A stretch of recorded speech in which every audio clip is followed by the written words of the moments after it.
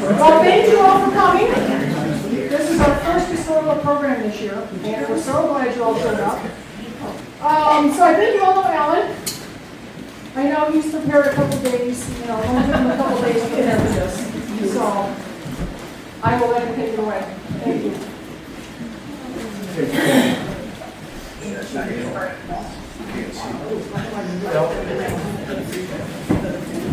It's great to be in Iowa, and I don't have to tell you that the corn will certainly be knee-high by the fourth, right? That's a fact. It's great to be back in Wellsburg, especially in this building. My best high school buddy, Mike Niederhoff, and I were just reminiscing about going uptown to get haircuts. Back when that side was the women's hair salon, this side was the men's. And mom and dad would give me 50 cents maybe to go here after school and wait my turn with the elders, the sidewalk superintendents of Wellsburg, getting their haircuts. And I just kind of listened in to what they were talking about, farming, but mostly not farming. And there were two barbers here, two chairs right about here. And I had a preference. Now my dad had the other preference.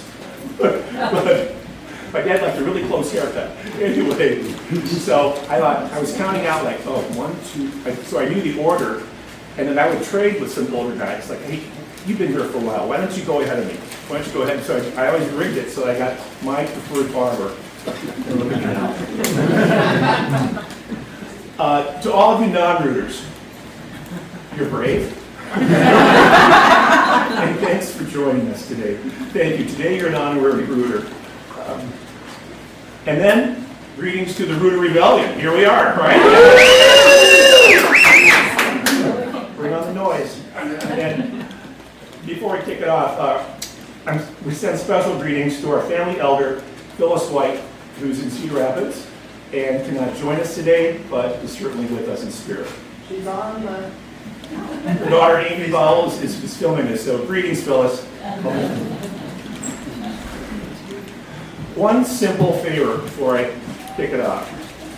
If you can hold your questions, which is hard for some of my family members, right? I appreciate it, and then there'll be Q&A at the end.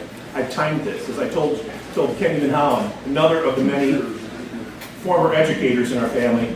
He said, have you timed this? I said, yeah. I taught for a clock for 33 years, so I'm pretty good. And otherwise I can depend upon my nephew, Jimmy Kelly, to hold me to account. So, let's go. First off, I want to tell you a word about my sources, so that you'll wonder, where does all this information come from? First and foremost, every Ostfriesland, or for that matter, German village and town, keeps very, very good records. It was thought for decades that those records were lost because of the 2 world wars. No. Germans being Germans, they're very good record keepers, and the church is often acted as the repository for these records. And now they've been digitized, so each little town has its own, I think I got the right term here, Tammy, correct me, recipient book, right? Yep. Yeah, so that's the register. It's alpha, and by generation, it's very, very helpful. And then in addition, it says where someone's spouse came from, so it cross-references. So in doing my genealogical research the past several years, I've been able to locate all 16 of my great-great-grandparents, most of whom are in the Krummhörn Parish, where I'll take you today, but a few in the Netherlands too. And when I go to conferences each July in suburban Minneapolis, we always have a show of hands about who's a purebred Ostfriesian. Almost nobody. But you throw the Dutch in there, and if you've done your DNA as I have, I'm a little bit more Dutch than I'm German. But then again, I'll show you on the map. It's the same thing, pretty much. It's really the same thing. So those books are really important. Also, I rely upon research done by the Ostfriesland Genealogical Society of America, a really, really good organization. The first time I attended a conference a few years ago, someone mentioned Wellsburg. I said, oh, well, I know about that place. I grew up there. And suddenly, look at me. I'm Brad Pitt at this genealogical society. here's some authentic one. I felt like it should be a glass case, you know, you can touch, you can poke, you know, it's fun. But the research that organization does into Ostfriesian habits and cultural norms is really, really important. My third great source is our current Grundy County Recorder of Deeds, Travis Case, who's been so helpful. Just with a quick email from me, he has sent me all kinds of land ownership records, and it's been immeasurably helpful. So I can show you, if you're interested later on, some of you rooters, I can show you just where our ancestor owned land. And then, many of you will know this, there's that Ruter book that we call it, right? The Ruter book. That a distant cousin, Harold Leighton, made for us years ago. There's some misspellings, there's some dates, but that's what you find out with genealogy. You have to cross-check your sources. But Harold Leighton did wonderful work about 40 years ago. And finally, closest to home, Mike and his wife Mary Jean Euroff appreciate this. Pastor Steve Mulder of the First Christian Reformed Church, west of town, was kind enough to give me access to the early church records last summer, and it was fascinating to read. And he allowed me to do some photocopying, and I'll report on that later. It was a great morning. He's a wonderful guy. So, what I'm about to tell you is a combination of what we know for sure, what we can only presume or think based on other accounts, proximity, etc. And then finally, what we cannot know. There are gaps in the research that can't be solved. It's too late. Allan Ruter, the subject of today's presentation, died in 1914. There was almost no generational overlap, certainly not with anybody here, but even most of their parents would know. So, historians are not supposed to make stuff up, and I haven't. I assure you. So, as promised, our story begins in Ostfriesland. Here's a map of Germany. And we could not be anywhere more northwest than right there. Some of you with extremely good eyesight might see that the city of Emden is a small one, but we're right there, as far northwest as we can be, tucked right up against Groningen province of the Netherlands. We have Groningens in Welsburg, etc., and a lot of our ancestors would cross the border for romance, including our great-grandfather, our grandfather, great-grandfather, and double great, Ike Ruter, whose wife, Trins's mother, grew up in Bellingswolde in the Netherlands. So yes, they strayed. It was a mixed marriage, as you say. Hardly.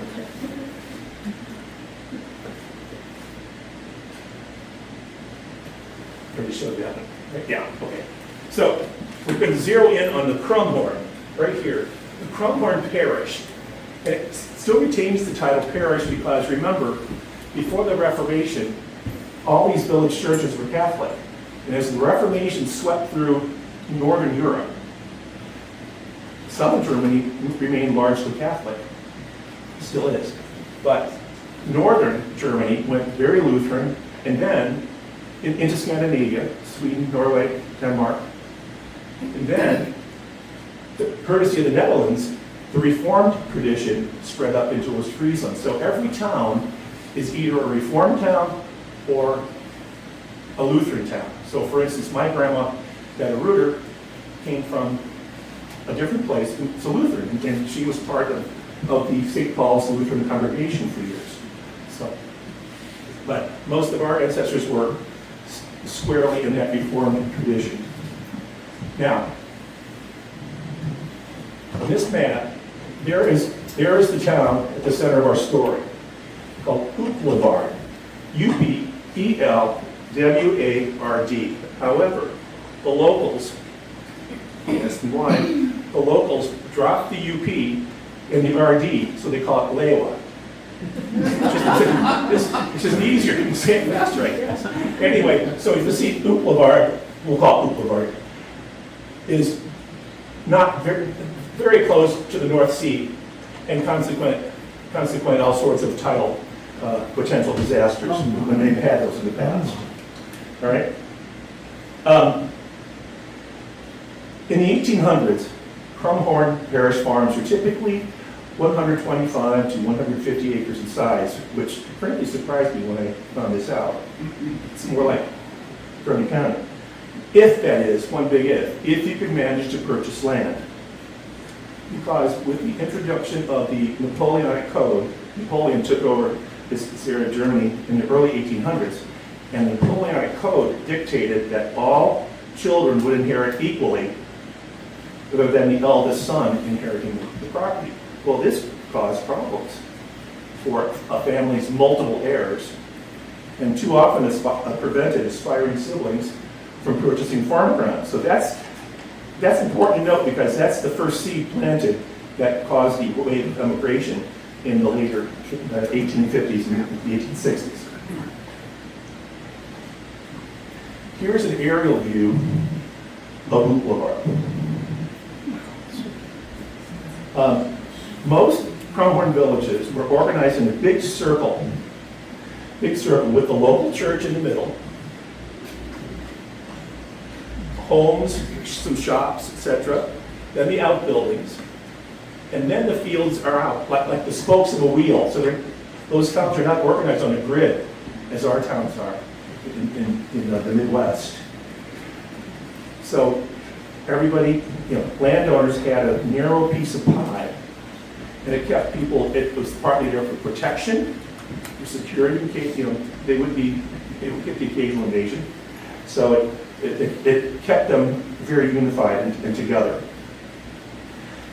Not everyone in these Krummhörn villages was a farmer, however. Each village had a baker, and often a cobbler, and a weaver. Larger villages supported tailors and other craftspeople. Windmills were located on the outer edges of villages to better catch the wind. Farmers brought their grain to the mill and often received black bread from the baker as payment for the grain. Larger villages also had blacksmiths. And to move goods throughout the Krummhörn, villages depended upon a Dorfschipper, a village shipper, to load small canal boats, which were pulled by two men, one on either side, wearing harnesses, between the villages and Emden, the nearest market town. So Emden was pretty much the trading center for all these little villages. Just of note is, our tradition in the Ruter families is solidly agricultural. My mother's family, the O'Connuses, as she said recently, no, they were never farmers. Once in a while they might own farmland, but they weren't really farmers. In fact, her great-grandfather was a cobbler, shoemaker, even in Wellsburg. Not much of a farmer. As far as those farms went, they raised beef cattle and some swine more for food than for market, and planted barley, oats, clover, wheat, and beans, not our soybeans, but often called field beans or horse beans. And yes, you'll be relieved to know they rotated their grain crops. More prosperous farmers lived in brick structures which combined house with barn. On the other hand, the homes of farm laborers, like Allan Ruter, were small and usually consisted of one or two rooms. The Krummhörn soil was marshy and required special stewardship, including hand-dug ditches. Over the centuries, the Ostfrieslands mastered the art and science of land reclamation and water drainage. Sound familiar? That's a trait that current Grundy County farmers still possess and practice. Look at all the tiling that's done here, etc., right? Now, we take you on a little travel off. In 2013, my wife Jill, our sons Carl and Ned's middle name happens to be Ike, spent several days going through the Krummhörn neighboring villages. So, welcome to Boulevard, or shall we say Lewa. Now remember, this is 2013. This is not 1800, so things look nice. The streets are paved, etc. This house kind of caught our eye, so emblematic. We nicely trimmed hedges. We got closer to it. We thought, oh, there's a sign on the side. Look at that. Now, I looked up. I cannot find out what Lohne, Lohne means, but I like to say it's Ruterville or Ruter Lane, but notice the umlauts right there over our family name. Also, that was probably the original way to spell it with umlaut, so we would have been Ruter, not Ruter, as we say today. But also, in the genealogical records, our family name is spelled as R-U-I-T-E-R, R-U-E-T-E-R, so it's combination. Spellings didn't get standardized until the 20th century. So, here we're in Ruter Lane. The local church was a special visit for us, and you'll note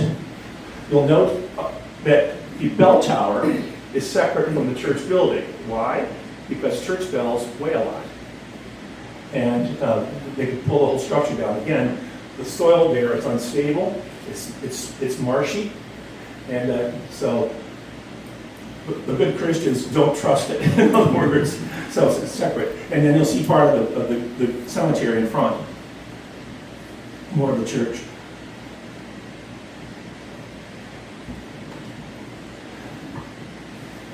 German cemeteries are interesting because they're not what we expected.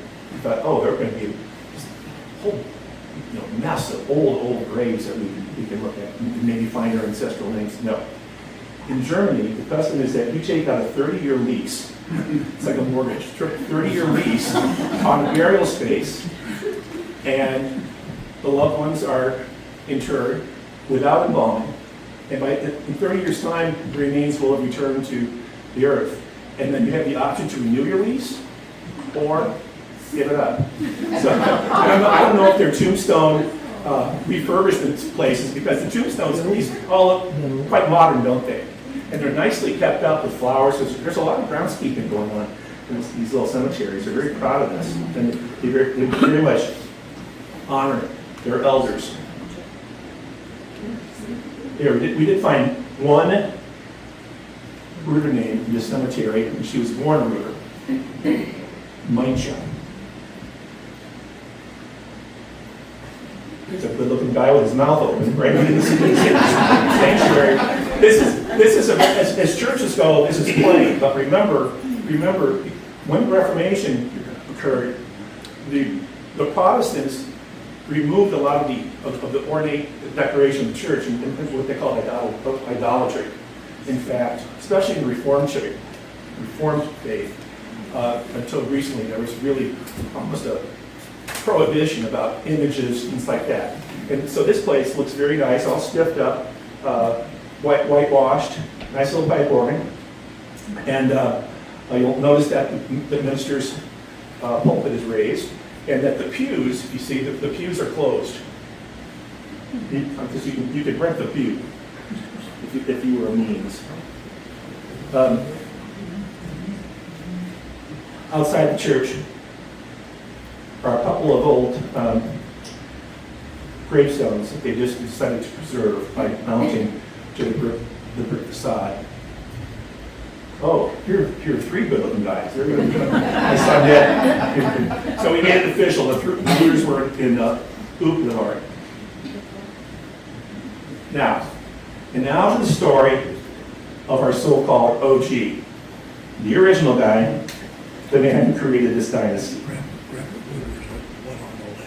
Born on February the 3rd, 1832, Hemme Ruter was the fifth child of Ike Daniels Ruter and Gretchen Behrens Ruter. Hemme Ruter is later listed in local records as servant, which translates to agricultural work. Though his father may have been a landowner, land was scarce, as I mentioned before, throughout Ostfriesland, and especially in the Krummhörn. Somehow, Hemme met Japka Peters Drost of nearby Grimmerson, born on February 11, 1837, and they married in that church that I just showed you on April 2nd, 1864. So now the timing gets a little bit more precise. In the early 1860s, Hemme and Japka strayed from the state-supported Reformed church. So each town had a church. And there'd be some tax money that go toward that. But, you know how Frisians are, a little stubborn. They strayed from that state-supported Reformed church to join with a small conservative congregation called the Ultra-Reformate, which met in nearby Camden, another little town. No, not, it's important to note, not in an authorized house of worship. Here, like-minded citizens of the Krummhörn from several neighboring villages gathered, and most certainly shared their information about America, their hopes in a more prosperous future, and their dreams about relocating. This congregation was instrumental in inspiring its members to emigrate to America. And once those true blue believers were settled in Northwest Illinois, and then later Northwest Grundy County, Iowa, they helped form what eventually would become the Christian Reformed Church, theologically aligned with, but yet distinct from the Reformed Church in America, which had its roots in the Netherlands, remember. Now, as I'll say later on, I'm convinced that our ancestors didn't emigrate here for religious freedom. They had that freedom in Germany, but they were with this tight, smaller congregation, and they were talking, and they'd all been saving up some money, and why not? And then they came out here, and First Christian Reformed Church is the result, years later. By 1865, Hemme got together with firstborn child Gracia, right here, okay, joined the growing wave of Ostfriesland natives immigrating to America. That migration had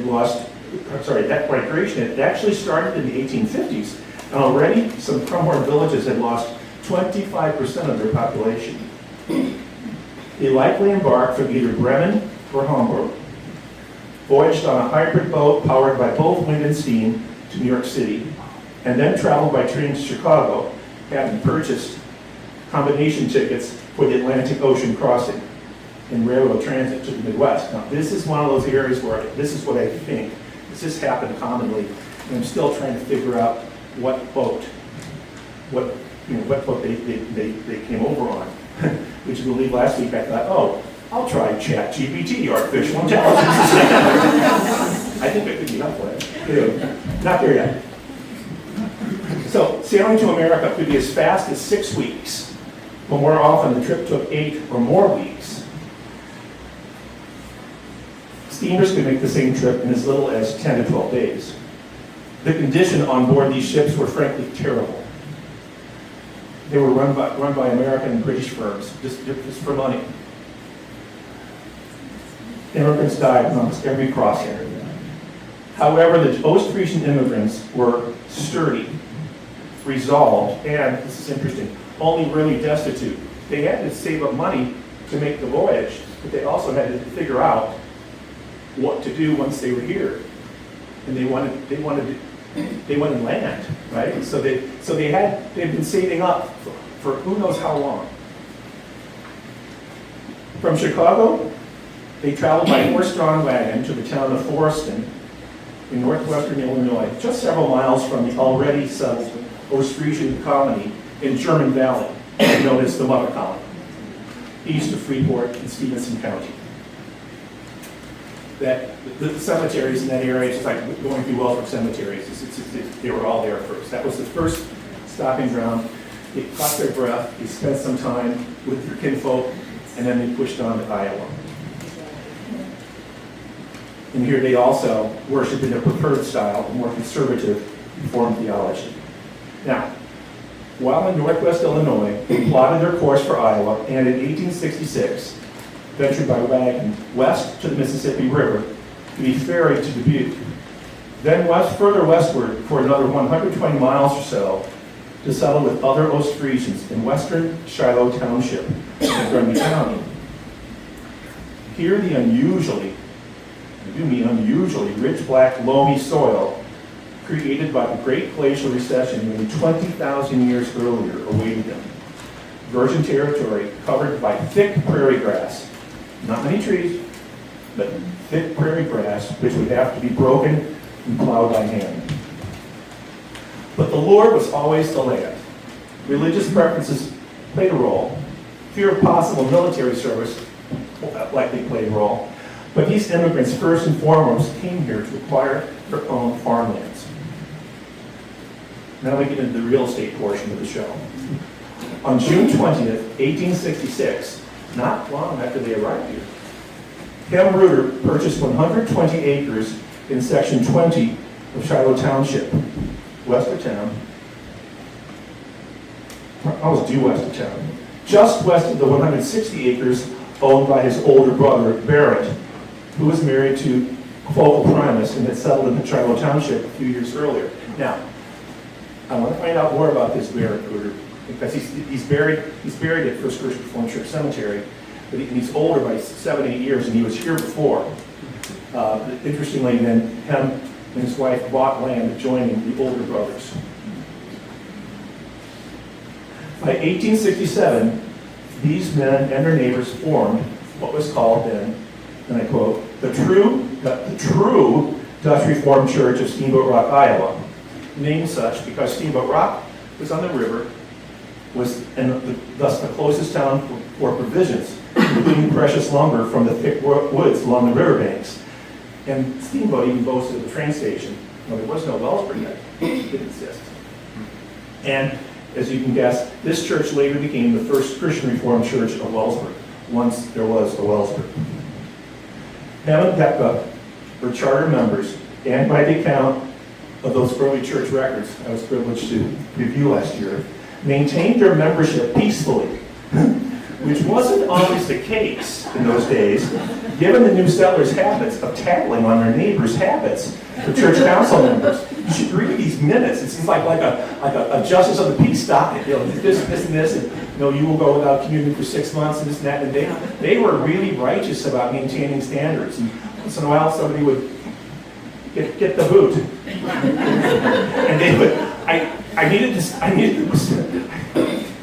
should have reviewed the 10 Commandments, because a lot of these notes refer to specific commandments, and I could only guess what some of these were. I don't think they were stealing. You know what I mean? I do not know. But that's how they started here. And when you think about it, the first Christian Reformed Church, founded in 1867, St. Paul's, Lutheran, founded right about the same time, maybe earlier, and then Ostfriesland, founded in 64? I think so. 64, they were a little bit earlier. These three country churches formed the basis of the faith community. Gradually we have a Lutheran church in town, a Reformed church, etc. These early settlers built primitive homes of no more than 3 rooms, usually a kitchen and perhaps 2 bedrooms, whose outer walls they fortified with mud and manure for the brutal prairie winters that tested their strength, their patience, and their faith. And there are accounts of these early settlers saying the winters were just unbelievably awful, terrible. You know, snowdrifts 9 feet high, stuff like that. They tilled the soil, planted gardens and fields for their families, and sold their crops in Iowa's larger towns and cities. Now, Hemme and Gepka and their fellow settlers brought with them the long-standing Ostfriesian naming protocols for children, which declared that the firstborn sons are named after their father's father. So you think my grandfather Herman was named for his father's father, Allan Ruter. My grandfather was Herman E. Ruter. Peter Ruter had a son, not our Uncle Pete, a brother. He was named Herman. So in the Wellsburg, you had Herman E., Herman P., the phone book, one of those phone books would be hilarious. I think at one point, somebody told me there were 5 or 6 Peter Ecoffs, so they had nicknames. Lutchepate, the Dickapate, the Boypate, because they had a lot of Ecoffs around here. Okay, so then the second born son is named after the mother's father. In this case would be Amy's grandfather, Uncle Fred Ruter, who was named for his mother's father, Freek, F-R-E-E-K, Lubin. Then the firstborn daughters are named after their mother's mother. So this would be Antonina Heinrich, who was named for her mother's mother, Gertjelina Abbas, who died in the Netherlands. Now, interestingly, too, I think that they first extracted Lena, and later on they took the Grundy out too, just to keep using it. But in big families, when you look down the roll call, not in this generation, but they would run out of German names. So that the last, after John Ruter, you've got Alice, no, he predates John. Alice, Edith, well, Hilda's more Germanic, but Edith there's no German in that at all. It was a very English name. They just sort of gave it up. And then by the time that my grandparents' generation did this, nobody did that. Otherwise, I would have been named. Could be worse. Anyway, so then, in the case of Ike and Trincha Ruter, hope you're following this is the son of their fifth born was named Gepka. She died in infancy. So what do? They reused the name for the woman that we knew as Aunt Pootie Fink, that she went by Jessie, which is an English version, Americanized version of the Gepka. Only in towns like Wellsburg would you find in the phone book Harms, James Jansen, Herman E. Ruter, John E. Ruter, and John H. You know, my great uncle John, Nadine's dad, always had to be known as John E. I said to my dad, "What's going on?" I said, "Oh, because there's a Mrs. John H. Ruter too. It's just too confusing." So anyway, these guys, and then several Peter Ecos, as I noted. My mother remembers that in the 1950s and 60s on the farm, there were 3 separate E. Ruters within a mile and a half: Elmer, Ike, and Eugene. I think there was some mail sharing going on there. And let us not forget to mention the naming protocol for women who were known by their husbands' names. Herman Zetta, John's Hanny, Pete's Fanny, Fred's Anna, Delbert Silva, you name it, with one exception. Aunt Edith, who was never known as George's Edith. You think she was not to be trifled with, I wonder why. So anyway, on September 2nd, 1873, 7 years after he and his wife and daughter Gracia arrived in Shiloh Township, Hemme became a naturalized American citizen, and as a former German citizen, dutifully renounced any loyalty to the Emperor of Germany. This is that document, if you'd like to see it later. This is a facsimile of it, where he had to sign everything and pledge and name it. On April the 13th, 1879, Hemme conveyed his original 120-acre purchase to his wife, Gepka. Interesting. And a document signed by, quote, Claus Primus, Justice of the Peace. Of note is the fact that Gepka paid him, her husband, $1,200 for the land that he was selling her. I don't get it. But Tanya, I think, said that it's not unusual in this area for wives to be on the deeds instead of the husbands. In 1880, the Burlington and Cedar Rapids Railroad built its line diagonally through the property of George Wells, which owned almost everything east of town. And finally, George Wells' hamlet was literally on the map. Now, on April the 6th, 1882, Gepka Ruter and husband Hemme sold their Section 20 property to Hildred Primus for $1,500. Nice profit in a couple years. Pretty good money managers, right?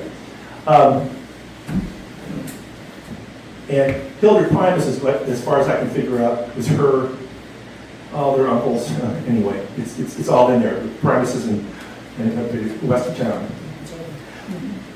Shortly thereafter, Hemme purchased 2 adjoining 80 acres parcels in Section 32 of Shiloh Township. This is more southwest, closer to Hardin County line, for $4,200. It paid at least partially with the proceeds from the sale of his original 120. So now he owns 160. And then on May 15, 1894, he made his final land purchase of 160 acres in Section 23 from George Wells for $8,000. A copy of that deed is right there on the right hand facsimile. This is what we call the home place. Since Hemme conveyed that farm to eldest son Ike, while the earlier 160 acres in Section 32 went to son John upon Hemme's death. Again, as I said, I can show you surveys of plat if you're interested in where they lived precisely. Hemme parented a large family of 10 children. You get the IDs on it in this order. As I said, Gracia, married to Lambertus Bunker, whom we know as the parents of Alf and Gutta, for those of us of that age. Okay? Ike, as we said earlier, our grandfather, great-grandfather, double great. That's my grandfather. Ike Ruter, eldest son. The next one was second right there. The girls. Inca, whom Dad used to call Inca Ton. She married and lived her life in Minnesota. She married Boyd Freiberg, so that accounts for all those Minnesota Ruters, as they used to call them. Okay. Barrand, in the middle, right here. So one of the three boys. Barrand married. Great Egoth, and they landed near Kanawha in the Wright County. And again, my dad would say, "Oh, those are the Wright County Rooters." Okay, it makes any sense. All right. Then Hilka, whom we know as our great Aunt Helen, is right here. She was next in line. And then, bottom right, Peter married Grace Ross, and he's a twin to Flora. Top row, second from left, right. So they were twins, interestingly, as were our great aunts Emma and Grace, and as our cousin Rhoda's sons Bryce and Brent. Right there, Peter and Folk. Okay, who's next? Next one is Jost, John, married to Aisha and Ekoff. This would be John H. right there. Okay. Then Alcha, top row middle. Here we go. Alcha married Peter H. Ekoff. A lot of Ekoffs. More than Rooters, I think. Okay, and finally, Gatka, known as Jesse, married to Gustav Sanders. That Sanders hardly sounds very Ostfriesian, does it? They're in the West Bend Rooters. From West Bend. On Sunday, April 3rd, 1904, Gatka died. Her obituary in the Wellsbury Herald reports it. Quote, Mrs. Hemme Ruter died at her home west of town last Sunday morning after a month's illness from lung and heart trouble. She was about, get that, she was about 66 years of age. On Monday, so flash forward for a whole decade, on Monday, November 23rd, 1914, Hemme Ruter died at the home of his son Ike. The Grundy Democrat newspaper at that time said in its obituary, quote, old age was the cause of his death. Mr. Ruter came to this county with his family 44 years ago and resided here continually up to the time of his death. At the time of his death, he was 84 years and 10 months old. Now, at Hemme Ruter's funeral, that was the funeral wreath. That's been preserved and given to the Historical Foundation from guess who? And Alice Ruter. So we'll bring it across the street if you want to look at it, but that was the custom then. And this always has looked to me sort of like dried flowers, but that's we don't know. Both Tammy and I tried to figure out this tradition, but no luck so far.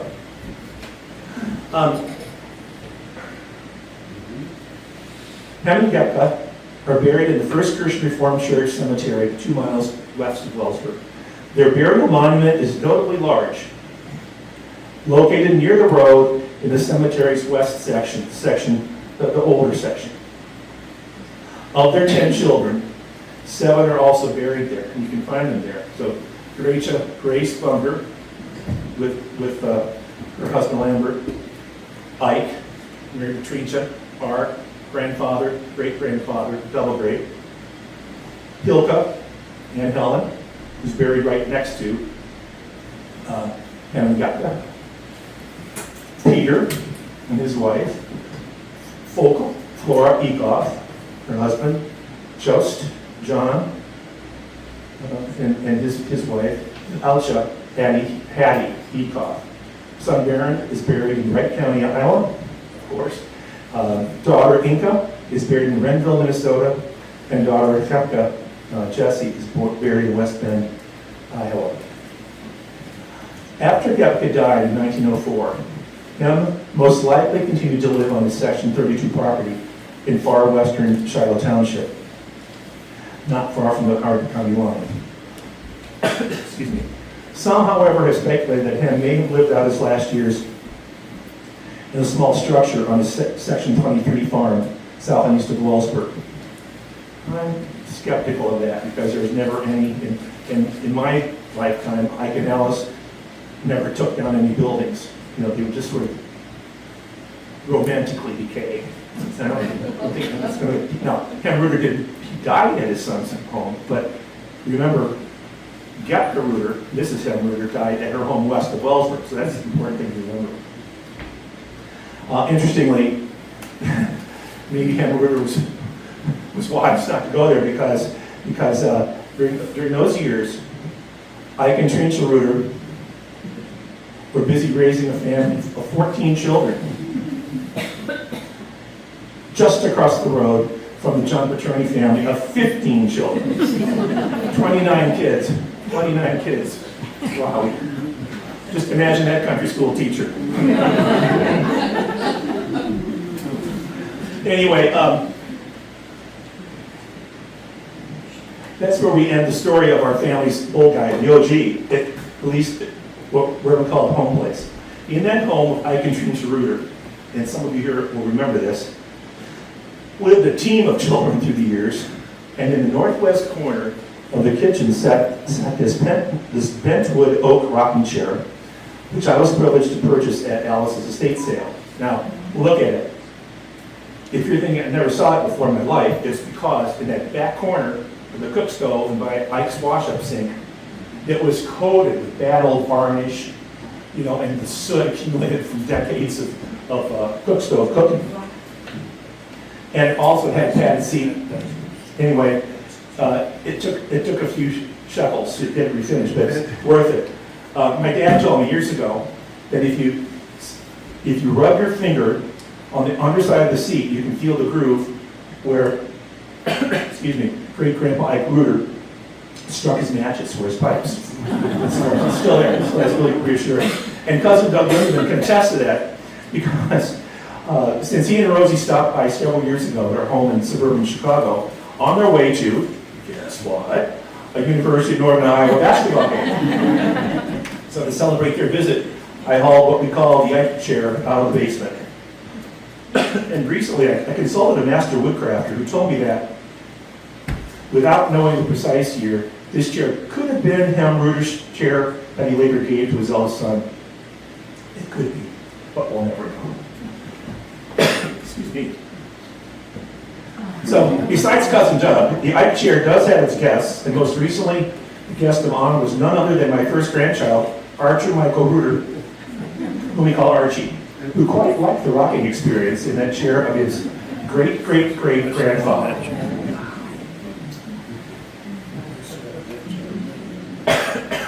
I close with this Ostfriesland phrase, Holy Munter, keep yourself cheerful. So, thank you for listening.